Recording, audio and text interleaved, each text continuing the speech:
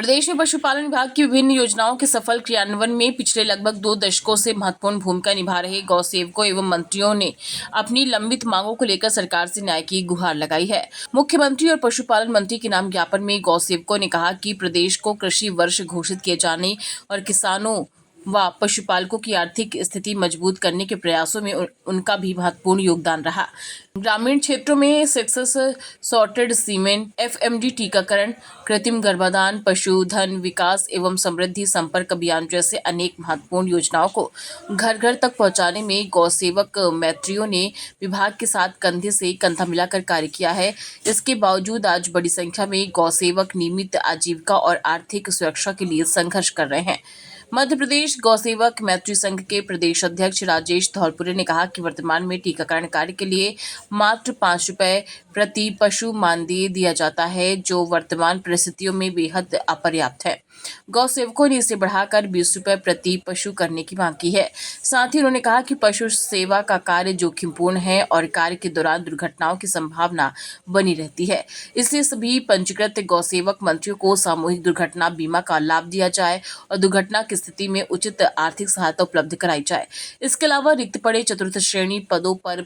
प्रशिक्षित गौ सेवकों को कलेक्टर निर्धारित दरों पर संलग्न करने और शेष गौ सेवकों को एएनएम और आंगनबाड़ी कार्यकर्ताओं की तर्ज पर नियमित स्थायी मानदेय प्रदान करने की भी मांग की गई है। गौ सेवकों ने विश्वास जताया है कि गौ माता और पशुधन संरक्षण के प्रति सरकार की संवेदनशीलता को देखते हुए उनकी मांगों पर सकारात्मक निर्णय लिया जाएगा। हालांकि उन्होंने चेतावनी भी दी है कि यदि उनकी न्यायोचित मांगों का शीघ्र समाधान नहीं किया गया तो वे 1 जुलाई से विभागीय कार्यों का पूर्ण बहिष्कार करने के लिए मजबूर होंगे, जिससे पशुपालन विभाग की कई महत्वपूर्ण योजनाएं प्रभावित हो सकती हैं। रणनीति ये है कि अभी 1 जुलाई से एफएमडी का कार्य जो है घर घर जाकर टीकाकरण जानवरों में किया जाएगा, परंतु मजबूरी ये है कि विभाग मात्र 5 रुपये टीकाकरण के दे रहा है। वो इतनी जटिल समस्या है, जानवर के उनके कान में बिल्ला भी लगाना है, वैक्सीनेशन भी लगाना है, उसको आधार कार्ड से वेरिफिकेशन भी करना है, ओटीपी भी किसान से लेकर उसको टीका लगाना है। मतलब ये मान लिया जाए कि 1 रुपये के हिसाब से गौसेवकों को मानदेय दिया जा रहा है, भले 5 रुपये, परंतु काम भी 5 है उसमें, और इसमें दुर्घटना भी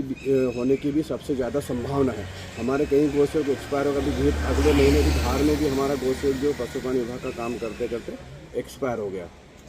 परंतु विभाग द्वारा उसको किसी प्रकार की कोई सुविधा नहीं दी गई है और न ही उसको किसी प्रकार से आर्थिक मदद दी गई है। मेरा शासन से भी निवेदन है कि जब जोखिम भरा कार्य गौसेवक कर रहे हैं, पशुपालन विभाग का निचले स्तर तक का सारा काम टीकाकरण, बधियाकरण और प्राथमिक उपचार कर रहे हैं, तो इन्हें वंचित क्यों किया जा रहा है? काम तो सारा विभाग का ही कर रहे हैं ना, तो कम से कम इन्हें सुरक्षा बीमा दिया जाए और जो 5 रुपये जो टीकाकरण की राशि है उससे बढ़ाकर कम से कम 25 रुपये शासन को देना चाहिए, क्योंकि वह घर से कम 20 किलोमीटर जाएगा, दिन भर परेशान होगा और शासन का काम करेगा। और हमारी एक मांग थी कि नियमित मानदेय दिया है, तो इसी मांग को लेकर आज हमने सभी अधिकारियों को पत्र देकर अवगत करा दिया। माननीय मंत्री जी के बंगले पर भी हमने पत्र दे दिया है और अवगत करा दिया, और अगर इन्होंने 7 दिन में हमारी मांगों का कोई निराकरण नहीं किया तो हम 1 तारीख से संपूर्ण काम बंद कर देंगे। जब तक हमारा कुछ सुनेगी नहीं सरकार, जब तक हम काम नहीं करेंगे।